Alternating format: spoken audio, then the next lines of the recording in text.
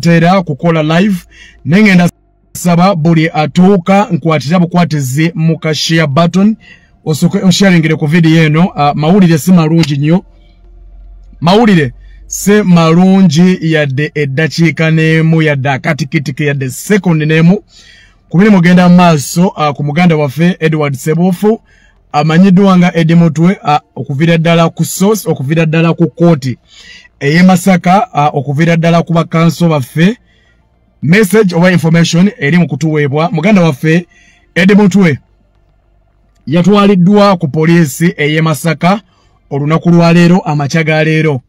Yatwaliddwa ku poliisi ye Masaka, wabula bwe yatuusiddwa ku poliisi ye Masaka bino bigambo njogera bya kanso wabula naye bagamba byenfunye okuvira ddala ku poliisi ye Masaka ku baganda baffe bakyali baffe mikwano gyaffe abaliwo. Yatwaliddwa ku poliisi ye Masaka amakya ga leero naye ng'embeera mbi nnyo ddala nnyo. Ne bagezaako contactinga baloya baffe okubanga babeerawo nga Eddie akola statement okuba ku kye kigenda maaso, wabula abadde tanatandika kukola statement ekitongole ekya bakiyita flying squad nekimujjawo nekimuddusa ku kooti eye Masaka. Batuuse kooti ye Masaka tubaddewo ne mikwano gyaffe baganda baffe babaddewo okubanga balaba ki ekigenda maaso. Eddie Mutwe aleeteddwa mu motoka eza buyonjo oba eza bulijjo mu bukambwe obw'amaanyi oba mu kutiisatiisa ne mu bukumi bw'amaanyi, n'aleetebwa ku kooti eye Masaka. Baloya n'abantu ba bulijjo ne mikwano gyaffe ne bannankyukakyuka abawangalire Masaka baganiddwa okubanga bakiseesinga kooti okubanga balaba ki ekigenda maaso ku komedi munaffe muganda waffe Eddie Mutwe. N'ayingizibwa mu kooti ye Masaka naye nga embeera imbi nnyo. Omwana ngambye Sam embeera ya Eddie imbi nnyo esembayo. So Eddie Mutwe amazeewo ndooza eddakiika nga 2 ng'ali mu kooti. Katonda mulungi, looya omu akkiriziddwa okubanga ayingira mu kisenge kya kooti okulaba embeera ya Eddie Mutwe gy'alimu.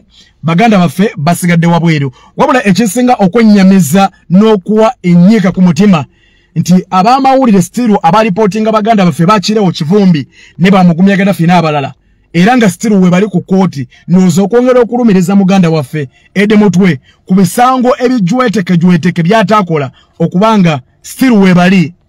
So Eddie Mutwe mu dakiika 2 ng'ali mu kooti afulumiziddwa kooti ya Masaka naye nga basitudde musitule.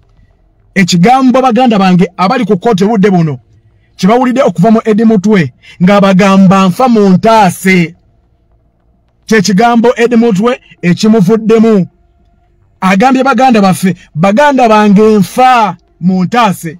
Kye kigambo ekivuddemu Eddie Mutwe n'ateekebwa mu kamotoka aka prison era n'atwalibwa.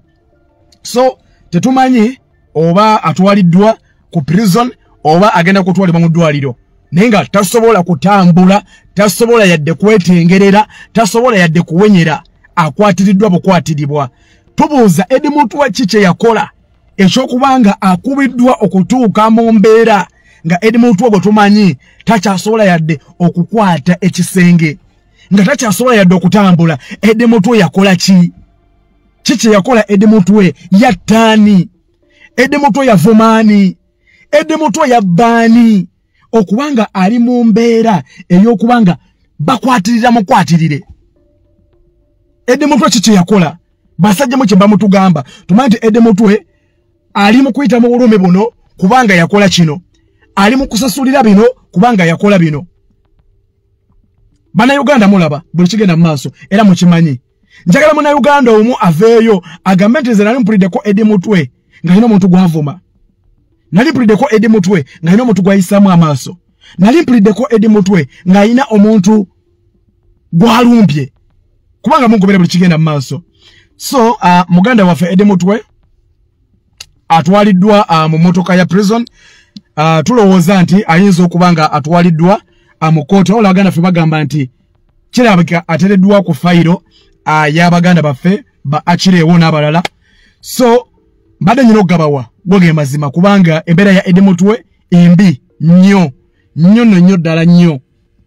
baganda bafawali Masaka bakyagezako okubanga bakommunikatinga naffe abamawulire nga naffe tubabuulira ati ekiri mu kuba atenga kigenda mu maaso. So twongere okubanga tusabira Comrade Eddie Mutwe naye nga embeera gy'alimu embi, ekigambo kyavuddemu kiri kimu, afa bamutaase. Tetumanyi bamukoze eki, tetumanyi beki byabadde ayitamu, ne tusaba Mukama